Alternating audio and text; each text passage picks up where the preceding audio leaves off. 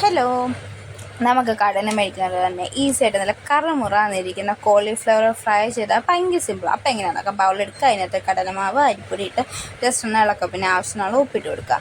പിന്നെ മുളക് പൊടി 2 സ്പൂണ്, കുരുമുളക് കുറച്ച്, പിന്നെ കുറച്ച് കായപ്പൊടി ഇട്ട് മഞ്ഞൾപ്പൊടി ഇട്ടിട്ട് നന്നായിട്ട് നമുക്ക് മിക്സ് ചെയ്തിടണം. പിന്നെ ഗരം മസാലയും കൂടി ഇടണം കേട്ടോ. എന്നിട്ട് നല്ല വെള്ളം ഒഴിച്ച് നല്ല കുറുക്കിയെടുക്കണം. ഒത്തിരി വെള്ളം പോലെ ആയിരുന്നു. പിന്നെ നമ്മൾ മഞ്ഞൾപ്പൊടിയിൽ ഉപ്പിലും ഇട്ട് കോളിഫ്ലവർ നമുക്ക് ഇതിനകത്തോട്ട് ഇട്ട് മിക്സ് ചെയ്ത് എടുക്കാം. നമ്മൾ വെള്ളം തിളപ്പിച്ചിട്ട് അതിനകത്തോട്ട് ഇട്ടത് പുഴുങ്ങുമല്ല കേട്ടോ ചെയ്ത്. എന്നിട്ട് ഇത് നന്നായിട്ട് മിക്സ് ചെയ്ത് അങ്ങോട്ട് മാറ്റി വെക്കുക. അത് കഴിഞ്ഞിട്ട് എണ്ണ നല്ല തിളച്ച് വരുമ്പോൾ ഇതിനകത്തോട്ട് ഇട്ട് കൊടുക്കുക. ഇത് പെട്ടെന്ന് തന്നെ ഫ്രൈ ആയി വരും കേട്ടോ. എന്നിട്ട് എല്ലാ രണ്ട് സൈഡ് നല്ല മൊരിഞ്ഞതാ ഈ ഒരു കളറാകുമ്പോൾ പാത്രത്തിനകത്തോട്ട് മാറ്റി സോസും കൂട്ടി ഇങ്ങനെ കഴിക്കുക.